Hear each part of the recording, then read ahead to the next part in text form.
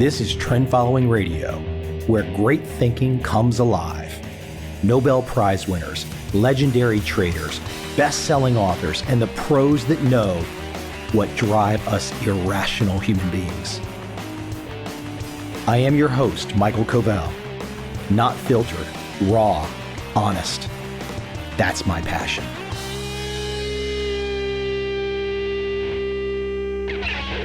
So if I think back to 1996, that's when I got my first uniform resource locator, a URL, a website.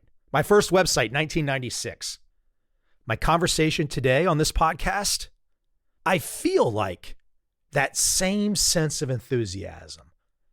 Like, wow, this is clearly going to be a game changer. What's that game changer? NFT, non-fungible token.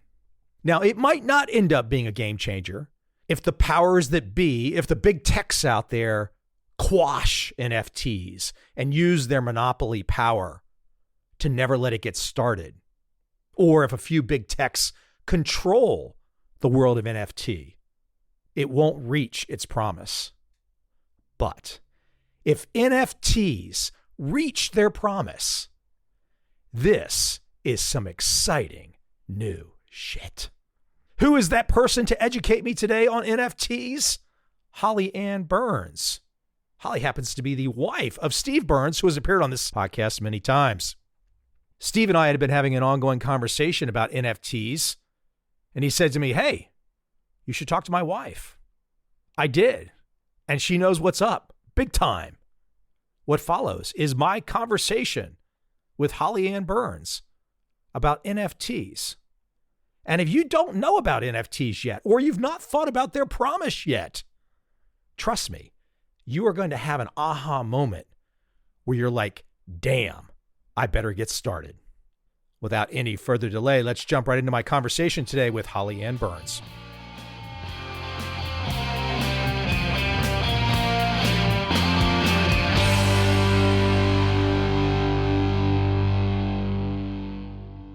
If I had to lay this out, Holly, I'd say, okay, obviously I know something about the internet. I know something about buying and selling on the internet. I've seen the movie Avatar. I know what crypto is. People have come on this podcast and talked about Bitcoin. I can clearly see that Bitcoin, in my mind, resembles something like a growth stock. I don't see that there's been much of an application for it yet. They say it's going to be a currency, but very small number of people control the bulk of it. You create a currency where the early adopters are all billionaires and they control it. Again, I look at it more as a growth stock. But then again, who knows what's going to happen? I have no earthly idea. And of course, there's all kinds of other crypto creations out there. I'm sure some of them are straight out of The Wolf of Wall Street and Leonardo DiCaprio scams being sold. I'm sure some of them are. I can see all these things. The lack of application is interesting, at least during the dot-com bubble. This is the big setup. The big setup before I get to you, at least before the dot-com bubble, or at least during the dot-com bubble, I could see, well, okay, pets.com is going to sell pet food. For some of the crypto things, to me, it seems even farther out in terms of what the application is or the way it's going to make money. But look, clearly, I'm not going to fight the tape. A lot of people are very, very excited about all the crypto products and be the first one to admit that, yeah, if I would have been wise enough to dump $100,000 in 2013, I would be a little happier today, maybe not. I'd have a little more money. You and I are going to talk about everything, all these different pieces. But now we're getting into something that's all the rage, just seemingly overnight. I think it's, at least in the public consciousness and the Fortune 500 companies talking about it, NFT, non-fungible tokens. This is going to be really, for most people, past their pay grade. Okay, I think people have wrapped their arms around what crypto is supposed to be. NFT, I mean, this is chat forums in the 1991 period. I mean, this is really still under the radar. Now, young people might say to me, Mike, you sound like grandpa. You don't know what you're talking about. It's not under the radar at all. One more thing on this big setup before we get to you. Then we've got Facebook talking about the metaverse. Now, they're not the first people to talk about the metaverse, but they're laying it out there. And there's a lot of other people. And gosh almighty, there's people that are buying digital real estate for millions of dollars. Wow. There's a lot of stuff going on. Now, the reason as we talked briefly before, that I want to have you on is I want to just discuss all of these issues, not as any competitive or debative way, but to let you be the expert. So I'm in Starbucks and I overhear you talking and it's like, okay, what in the blazes is an NFT? Holly, the floor is yours.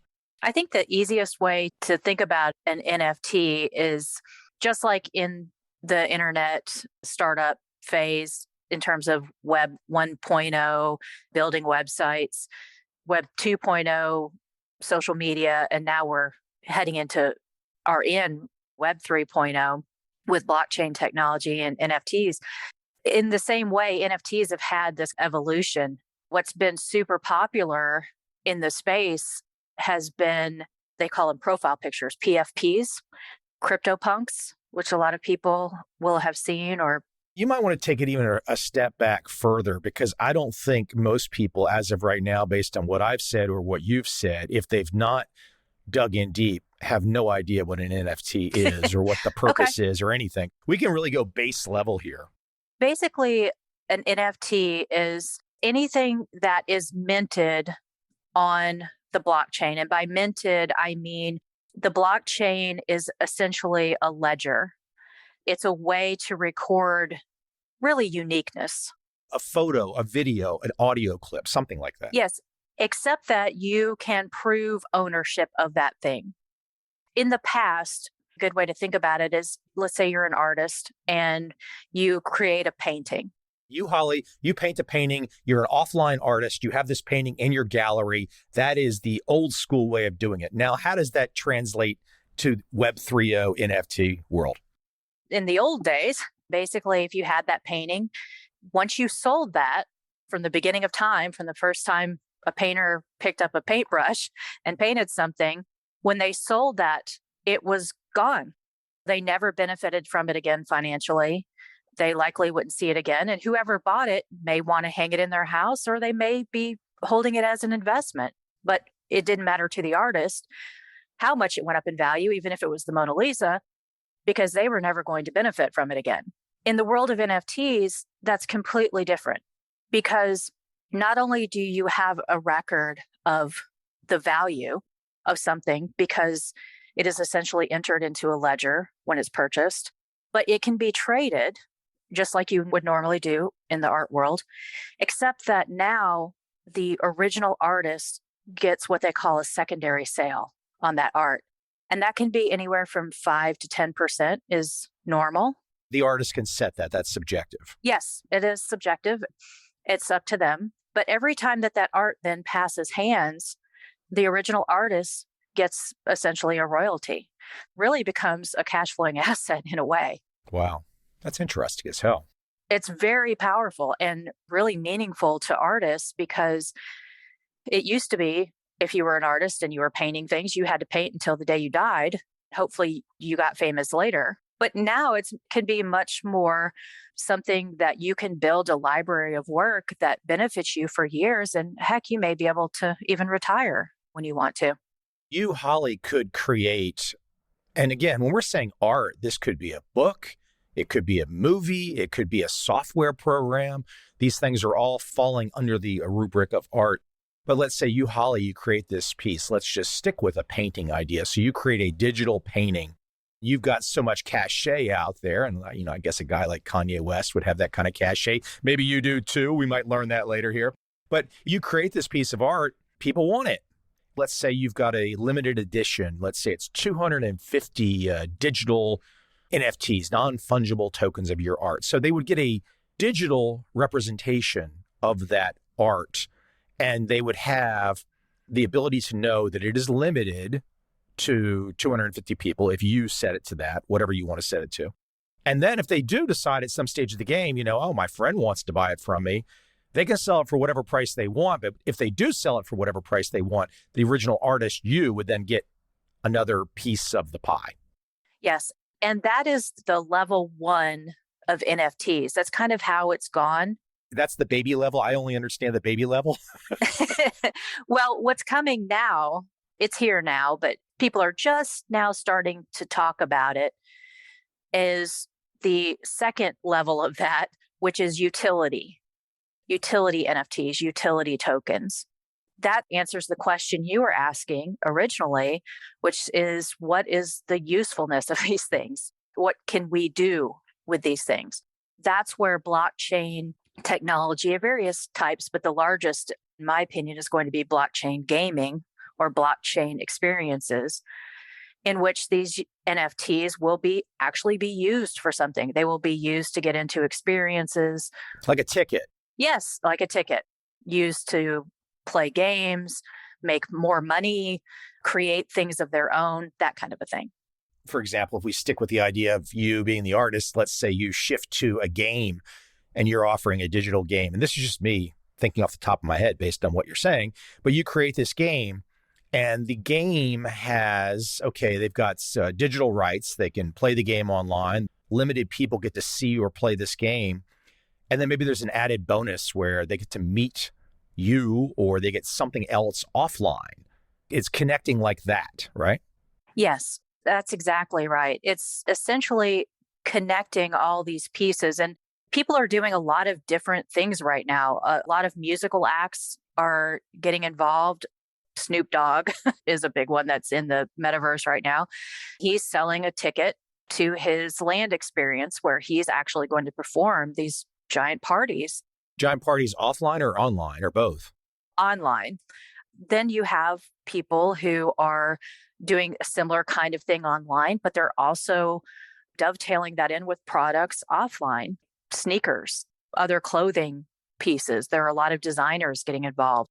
Let's talk about this for 1 second in this sense. I just had the lightning bolt moment. Not that it's necessarily, I could be late, but the Snoop example, and it's like, this just allows you, look, you, Steve, you guys are involved in book publishing and whatnot. So am I. This just allows you to bypass all of the gatekeepers if it's done right. 100%. And that is the whole point of the blockchain. The thing that people don't really understand if they're focused on cryptocurrency, like I was when I first got involved, my whole thing, all I knew about was Bitcoin. Like you, I was like, what am I going to do with that? To me, I don't view it as much of a value stock as like gold. Something people get and they just hold on to. Whereas like Ethereum and the blockchain, you actually do things with it because it's based on smart contracts. That's how all this stuff is decentralization. It's taking all that power from these big players, the big organizations, the corporations. Publishers, record labels, software companies, etc. Yes. And that's why it's so big. And the point I think people are missing is that it's going to affect everything. It's going to change the way that all of those things operate because all those gatekeepers will essentially go away. They're going to fight hard to keep a place at the table. But they're going to have to change one way or another. Here's a great example I can think of. I was still a kid, but as I got older, I started to appreciate a lot of 1970s music. Now, people might not be aware of this, but very famous acts like the Eagles, Jackson Browne, Linda Ronstadt, Fleetwood Mac were all on one label. And it was started by a young startup guy named David Geffen. David Geffen is worth untold billions today. The Eagles are not worth untold billions. Linda Ronstadt is not worth untold billions. I seriously doubt you're ever going to have a situation with this kind of technology. You're never going to have a David Geffen again because the artist is going to say, I can reach my audience and I can control everything. Exactly. You're essentially allowing the people who appreciate the art, and like we said, that encompasses all those things, including musicians. It allows those people to appreciate almost on a personal level with that artist and support them in a way that they just really couldn't do before or didn't feel good about doing. If they know that that artist is getting paid pennies or a penny a stream or something, it's much different than basically having a much more personal connection with them in the metaverse and being just very much involved in promoting them and helping them. It's much more of a community experience. For example, I'm sitting here as a guy with 1,000 podcast episodes, and most of these have probably just been, okay, I like doing it, helps to keep my name out there and all kind of fun stuff like that. But if my audio world went into the NFT world, sure, people might not want to pay all kinds of this or that. But a lot of people are going to say, well, you know what? I appreciate that guy's effort. He works hard. We'll give him XYZ cents or dollars or whatever it is per episode. Now that changes the whole dynamic of the thing. It really does. And I think even more than that, move it beyond just the money-making aspect of it. The sense of community, especially right now, because it's still pretty small. The sharing of information, the educational aspect of it, helping people, especially in the world of trading, and all of those things become so much more important and possible in this space right now. It's truly exciting. And as you said, Steve and I have been doing this a while now, and it's been a really wonderful way for me to help some folks who are just getting started. Why are we going to have books on Amazon in the future? Yeah, we won't.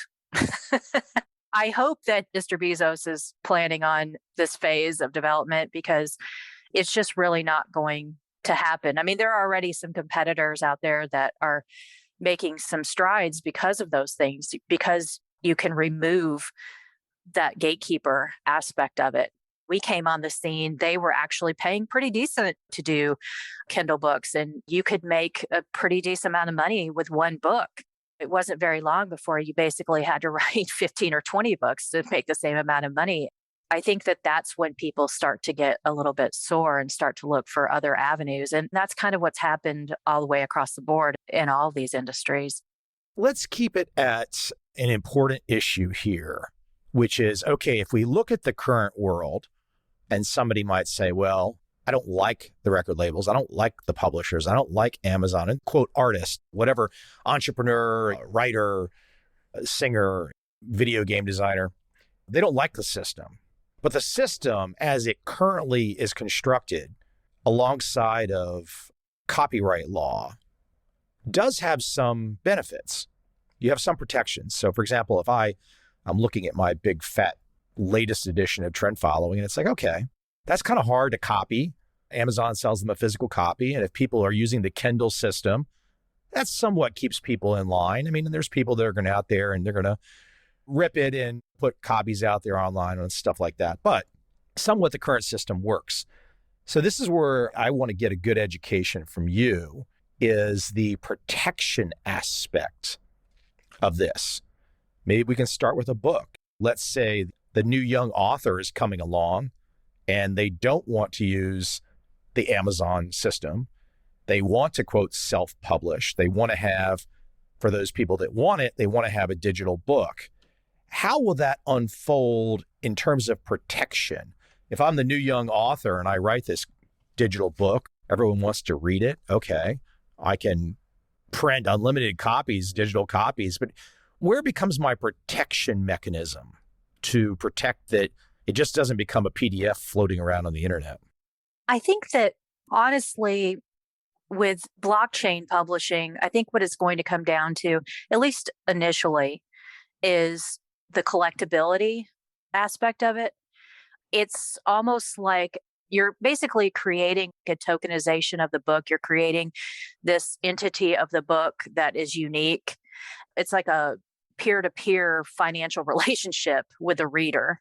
There's a status symbol. Yes. I think what you're really saying there right out of the gate is there might not be some protection necessarily that can prevent the book from being, someone could sit there and make screenshots of every page and create a PDF no matter what.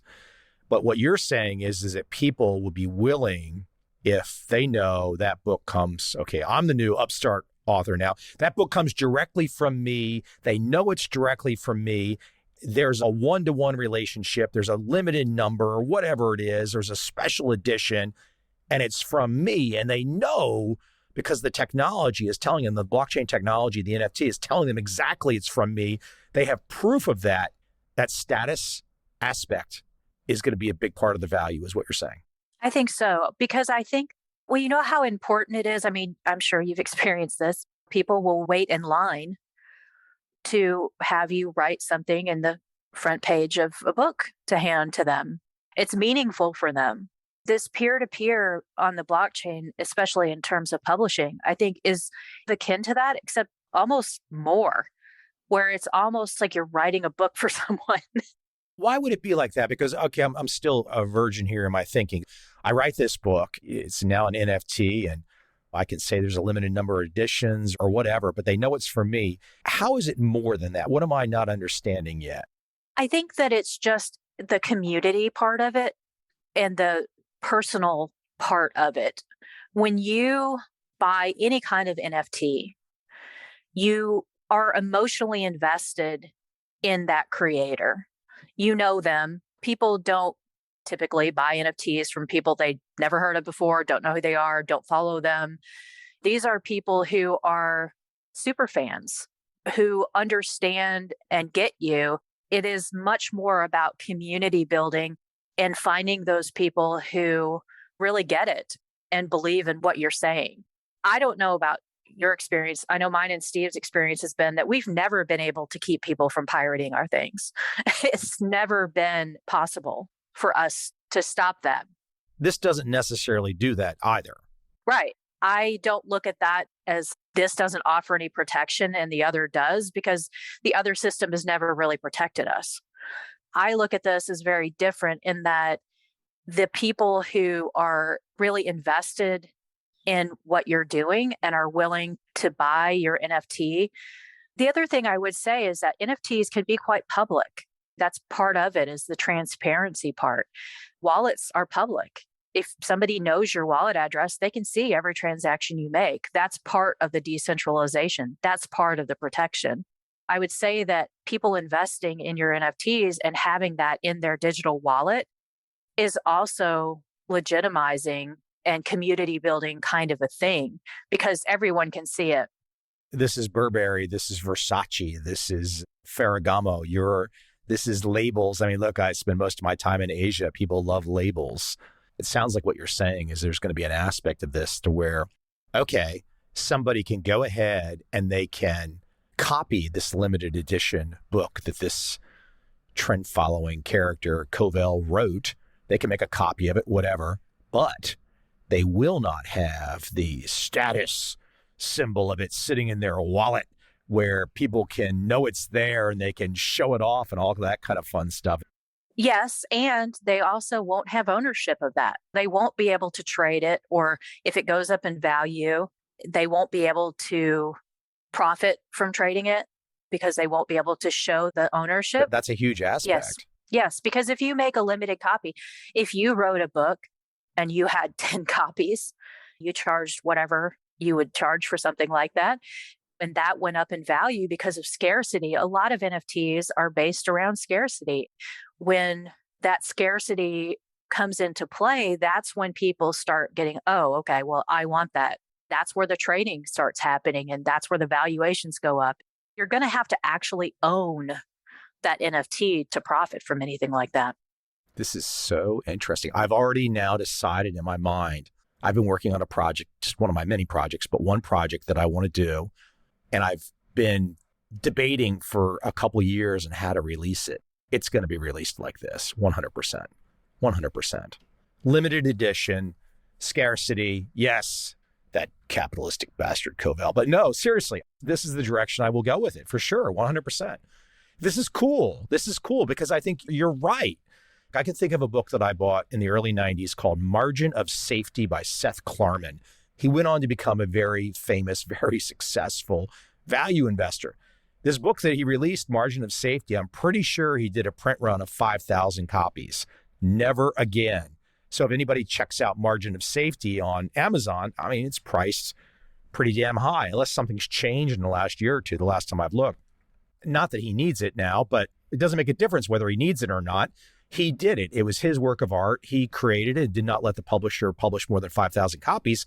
And now all that aftermarket sales have pushed that thing up super high. He's not gotten any piece of it. With a scenario that you're talking about, that changes.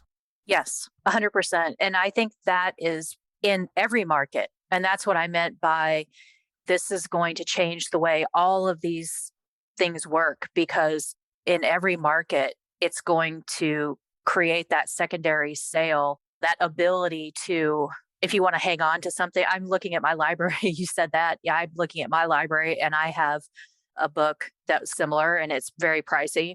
And this hardcover I've been carrying around with me, trying to make sure nothing bad happens to it. You know what I'm talking about. Now I don't necessarily have to worry about keeping track of a hardcover for 20 years and making sure that nothing happens to it, because that same kind of feeling and that same kind of collector mentality can happen digitally, and it can happen online now on the blockchain. For my situation, I've been debating about doing something really kind of fancy, limited edition for this particular book, let's call it.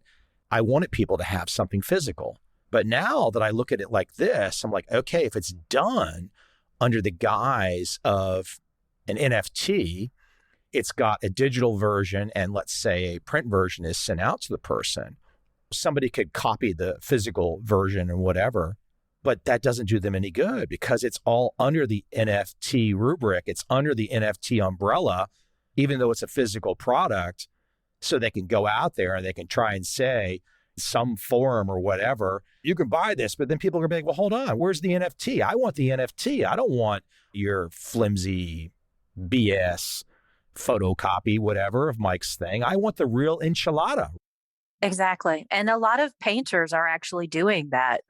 They have a physical copy and they sell that digital copy as an NFT, and then they ship the physical copy.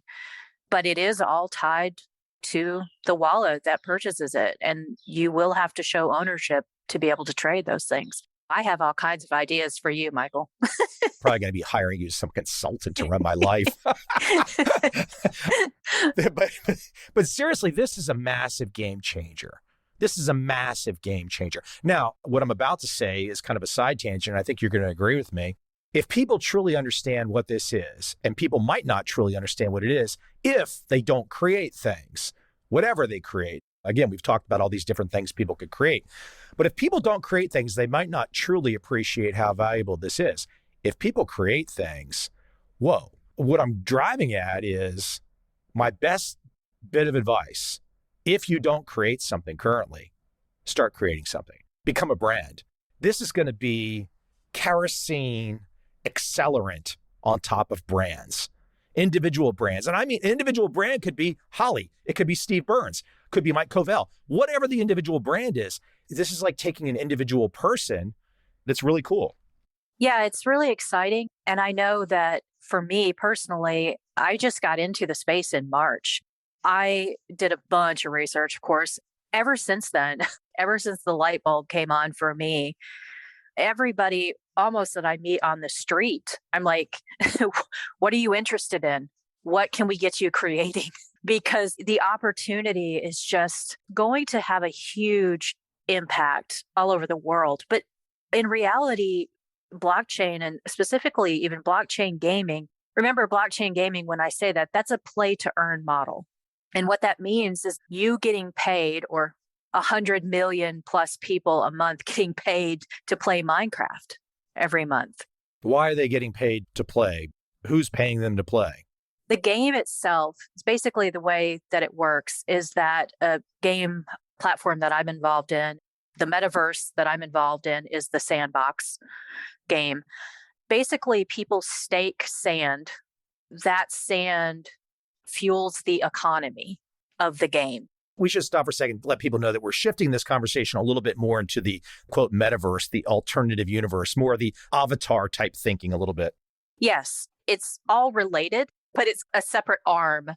And the reason I say that this is really one of the more exciting parts of it is because that play to earn element that a game is able to offer, it's almost like that peer-to-peer, them believing in your project. They stake their cryptocurrency in your project, and then that project is able to pay out. The biggest project in the world is Axie Infinity by a country mile. It's huge. It has literally lifted people, specifically people I know in the Philippines, in that region, out of poverty. I mean, it's bought people's homes. We're going to have to define this. This gets a little more complicated and past my pay grade. Axie Infinity is an online game. You are, for lack of a better term, you're coming in there and you're assuming some avatar, and then you're doing whatever you're doing inside the world. Axie Infinity is a little bit different than that, but it's essentially a mobile game that they're able to play with little creatures that battle each other, but you're able to earn money playing it. People play this game and they literally earn currency and they can support themselves. They get better at the game, then there are rewards in the game. How is Axie and Infinity? How are they making money? What's the trade-off there? What's going on? Basically, they have their own token, they have their own currency in the game. Every time, and you're right, this does get a little complicated, but every time someone creates a new creature or exchanges currency, They have to pay for that. Yes. They have to pay for the creature. Yes, there's a transactional thing happening there between the game and the players. That's the entry fee. You pay for the creature. You go in, you use the creature to try and make money. You make little bits of money. The game itself is the California Gold Rush. They're making money off Pix and X. Yes, almost like using PayPal, the transactional fees. There's like a little fee to use. And that's kind of how this works. But when you get a really large game like that with that many people using it, it can really change things. And that game is still in the alpha phase. That's not even been released yet. Some people will play this game and probably not really earn money, but they'll enjoy playing it nonetheless. But they're playing it and they're participating to buy their creatures or whatnot. That will give fuel to the whole economy. Even if they're not good enough to keep paying out, other people that practice more or whatnot, they will be able to go ahead and earn out. Is that a lot what's going on? Yeah, that particular game is so large right now because it's able to be played on mobile devices. So it's very accessible worldwide. Most of the metaverse is still PC based at this point. So it's a little bit less accessible, although many of them are moving towards a mobile model in the next couple of years. Once that happens, the whole thing will just explode. When the whole world has access to that play to earn model, it's going to be really, really big. The metaverse. Let's talk about that for a moment. So basically, this gets into the kind of avatar type thinking in some of the movies that have come out where you are, whether you put the gear on or you're just looking at a screen, you put the headgear on or you're looking at a screen, you're assuming the digital identity of some creature or person or whatnot inside the game and participating. For example, if I was just to imagine myself in the future, I could do a speech where using technology that allows myself to interact really easily with a group of people. Let's say there's 100 people in the digital room and I'm giving a digital speech. We might actually all have the feeling that I'm in the room giving a speech or I'm giving a talk. There's an audience of 100 people in that room listening too, and we're all kind of interacting. It's like a derivative of the real world. The opportunities in that regard, I think, are really pretty unlimited. It's everything from, like you said, speech, very intimate concert venues, very large concert venues. When you said very intimate, I thought you were going somewhere else. I was like, whoa, whoa, whoa. No. Now I really like the metaverse. I'm going to go there immediately. Yeah, I'm not saying there's probably not going to be some of that going on in the metaverse. But yeah, I think that there are really unlimited opportunities. We say this kind of in passing, but really anything you can think of, you can do. I've built museums and galleries and games and avatars and just really anything you can think about, anything you want to bring to life, you can really do in the metaverse. And the ability inside these metaverse worlds, the ability to understand exactly who's there and the tracking mechanisms is really transparent, meaning everyone really kind of knows what's going on. There's not, I guess some people are going to try to create whatever, mysterious or hidden or secretive. But overall, you said you create a gallery. You're going to know who's coming to visit your gallery. Yeah, there's going to be a lot of really interesting mechanics, I think, in that, a different way to reach people moving forward that I think it's going to be really exciting. A much different sense of community than I think has been around. It's not a one-sided conversation in the metaverse. It's very interactive. I think that part is really exciting. I can think back to when I put my first website up. I can think back to the first business that I had. And I thought it was so interesting. Within a few years, people from 70 different countries had purchased something from me. Now, when I look at this and I'm like, this makes the world so small. Not only does it make it small, but if you apply the interactive aspect that you're talking about, that person who is in Myanmar, or that person who is in Afghanistan or Turkmenistan or Romania, who really, for whatever reason, it could just be money, it could be health, they're never going to get the chance. I mean, look, there's 7.5, maybe almost 8 billion people on the planet. It's impossible for everybody to interact with everybody. But this really allows people of like minds to get together and establish something that's more than just, oh, I sent Mike an email, he replied to me. A lot more definitive is the way I'm reading you. Absolutely. And you can really get very specific, just like you can on a website done correctly. But if I build a gallery that's full of Monet, the people that are going to come there are going to be people that appreciate Monet. But the difference is, and unlike the website where it's just very passive, these people pass through in the dead of night and you never know anything about them and you never get to interact with them. I think in the metaverse, you have the ability to really have this shared experience. If somebody comes in there just as passionate as you are about something, like you said, it doesn't matter where they are in the world, you can know that person and you can share in that passion with that person. To me, that has been very powerful. And I've met people from all over the world every day. I talk to people all over the world that share the same interests that I have that I never could have reached on that one-on-one level. Is there going to be, as I start to think about this, I think about, okay, since the mid 90s, if I wanted to search for something, there's been an assortment of search engines that ended up essentially with Google. Is the searching mechanism for this, finding people in these different worlds, is not guaranteed to be only Google, is it? No, as a matter of fact, I think that that is one of the big opportunities that I know people are working on this. I know there's some projects out there that are working on this, but because the metaverse is made up of all these other little groups, other platforms, and you have brands that stretch across those platforms, I think that it is going to be quite challenging to have that directory of all these people and projects. I honestly think that the next Google is essentially the metaverse Google, is what I think is a big opportunity. It might not be a monetized ownership by one group, meaning the search or the finding aspect might not be controlled by a couple guys. No, I would assume that it would be decentralized, just like the metaverse, just like the blockchain is now. I think that whoever does that will do it with that frame of mind, I believe. Censorship, whether it's today, we can see it across YouTube, Twitter, Google, and Facebook. I can't imagine that in this world, that's going to be a thing of the past. That to me is one of the most interesting parts of this. When I said earlier that the blockchain is built, you basically build these smart contracts. They're essentially programs that get deployed.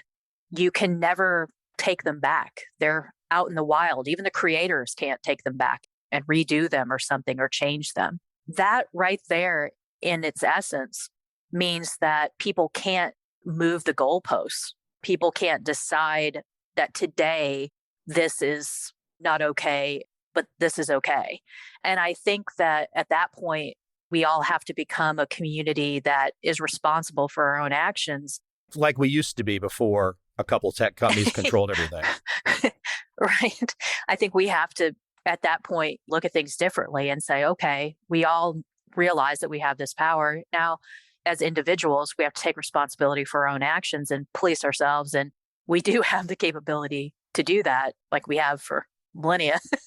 I think that that actually is a really big part of this, and something that I think is very appealing to a lot of people is that there aren't going to be people setting these arbitrary guidelines that are based on something or someone else. You know this, and I know this. There wasn't. When I put up a website in 1996, there was none of this bullshit. None of this bullshit. I mean, I was still bounded by copyright law. I was bounded by libel law, and I was bounded by ethics. I didn't need a bunch of whoever sitting out at whoever corporate whatever telling me some new rules on top of it. And it makes me wonder, that the scenarios and all the different options and opportunities and things that are coming together, this almost looks like a freaking red pill, a laser beam pointed directly at the current structure of the entire internet at this moment. It looks like a sledgehammer, if one can imagine all these things that you're talking about. It looks like a sledgehammer designed to just basically implode all of oligopoly type behavior that controls so much of the world's creation. I think that's exactly what it is. My friends and I kind of joke, we call it the red pill because it really is very much like that. I think that it's going to change the way that everything works because it's going to give people the power to not only control their financial lives, but their social lives. I think you talking about, because I was building websites at the same time you were, and I remember 96, 97, like you said, there were things you adhered to, obviously. There's copyright law, all these things. You had morals and ethics, but that was based on the law. Hundreds and hundreds of years of common law and the Constitution yes. and the Bill of Rights and all this stuff. And then 4 tech companies just decided we didn't need any of that anymore. We just needed a Borg at the top who apparently, if I use the word COVID in a Facebook post, the Borg tells me I need a fake fact check claim on it. Well, I just feel like it's going to allow people to make choices that make sense to them and their communities, that they're not going to have arbitrary restrictions from people that they don't know or maybe don't trust or don't have their best interest at heart. And it's going to give the power, in my opinion, back to the people. And I think that's why it's so popular. Look at something like making a film, which is the process that I'm involved in, again, in the early stages. Making a film is a big undertaking, especially if you're going to go theatrical release. You need a little bit of money to do something like that. But the studio system is brutal. What's the current Hollywood studio system? Hey, do you have a derivative of a Marvel film or a Star Wars film? We'd like to make a Black Panther Part 36. Now, though, if people believe in somebody, a director, producer, or a writer, or whatnot, and I'm just talking film as an example, they can be like, hey, this is what I'm going to do. Here's the project. Do you believe in it? Do you want to invest in it? Boom, asset raise. Now, as I say that can be extrapolated out over almost anything. Yeah, definitely. And I think that we've seen this coming from the funding projects. Patreon funding. Those places, though, have gotten very political. This will eliminate that, too. This is where these groups screwed up. They went political. If they didn't go political, there would not have been the demand for this because they created all this unnecessary drama. Oh, you can't be on Patreon because you said a bad word and we don't like that bad word. So you're off Patreon. I'm not on Patreon, whatever. But the point is that this is back to before the Borg took over. I think it's going to be something that people look back on and it will be at least as big as the internet. It's going to be absolutely life-changing, in my opinion.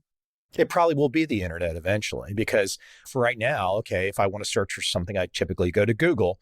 But I think once you're inside this world, right now, there's a lot of opportunity. Like if we do a search right now, think about this. We are 25, 26 years into search engines. If we do a search right now, it's a shit show. It is sponsored ads, and maybe we'll get something we want, but then we have to think, well, how much of this stuff, even if it's not sponsored, how much of this stuff has been geared up by an algorithm? Whereas in the other world, there could be a consultant that says, well, if you'd like to do a search and actually get results that match what you want, that's what part of my service is inside an NFT structure. People will be happy to pay for that because they're not spending eons weeding through whatever comes up in typical search results now. The possibilities for the things you're bringing up are just endless. It really is. And I hope that people, as we move forward, a lot of people in this metaverse space were not excited about Mark Zuckerberg and Meta coming on the scene because that creates the, this is a big play. Is this going to not be decentralized now? Are they going to come in and push us out? The self-governance aspect of this that we're all so passionate about. But at the same time, I can see on the other side, a large swath of the population didn't have any idea what the metaverse was. If there's a good and the bad, and we'll kind of have to see how it all plays out. The difference is, though, is that Facebook, Meta, Zuckerberg, they're trying to create this at the same time where everybody else is creating something on the outside. So he just happens to have one web page inside the metaverse and not complete control. Yeah, I don't think that they will really be successful in large brands. I wanted to say to you, I saw yesterday, the biggest tweet yesterday was from Elon Musk, ironically talking about Web3 or Web 3.0, joking about it. Something like, hey, can somebody help me find Web 3.0? I can't seem to find it. Jack Dorsey jumped in and made fun of it too. And I thought to myself, what's really interesting about that is that that's the same thing that people were doing to them when they were creating Web 2.0 projects and things like that. People were making fun of them. It made me realize that they're not the innovators of what's coming next and that they don't get it, but somebody is. The one thing I can't wrap my arms around is the structure of everything and how that will exist and whether or not large players will be able to disrupt the structure. I mean, I still look at something like Bitcoin and I say, well, if Bitcoin gets to whatever, some of the large governments might try to step in and do something, and they may or may not have the power to do that. I know China has done a lot to try and bring crypto under control, or at least under their control, or just shut it down. It's going to be interesting to see how all this shakes out, that's for sure. But I mean, it's exciting as heck for people that can tie on a little bit of an imagination and really see where this can go. It really is. I know you've got a lot of things going on yourself. I know you're not at this moment in time holding yourself out as a consultant or anything, but you are a capitalist. And I'm sure if the right individuals that are interesting people and there's some kind of relationship to be had, I'm sure you'd love to chat with them. Where can we send people if they want to reach out, perhaps connect with you in some way? Well, I actually have started to do a little bit of consulting for people just because there are so many people that have so many questions. I'm a brand ambassador for the Sandbox game, which is, like I said, the metaverse that I'm a part of. I have a blockchain game in development called Sandhelm. Is there a best way to reach you, though, or an email or a website or a form? What's the best way for people to find you if they want to reach out? People can go to sandhelm.io. That's SANDHELM.io. All of my contact stuff is up in the right-hand corner. I have a Discord, social media, email, all that kind of stuff. They can reach me and also show people what a blockchain game looks like. I kind of asked you a lot of these questions today fresh, but I still have many things that I have to wrap my mind around. I need to, there's a lot going on here. There's a lot going on. Hey, Holly, listen, I really appreciate you taking the time to give an education to everybody. This was a little bit different conversation in the sense it felt like an exploration for me. Like, let me go for a dig and find out what's out there. And I think you did a great job of getting me to wrap my brain around all of this. So I appreciate that. Oh, it was really fun. Thanks for having me. I enjoyed it.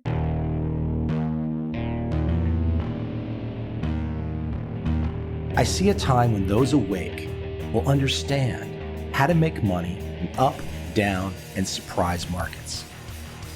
Whether new trader or experienced, college student or financial advisor, protecting against a crash or just trying to make a lot of money, Trend Following offers everyone an answer in uncertain times. To get started immediately, send me an email, michael@covel.com. I will send you the right trend following steps to take along with my free video. But if you want to buy and hold, trust the government and trust Wall Street, this is absolutely not for you.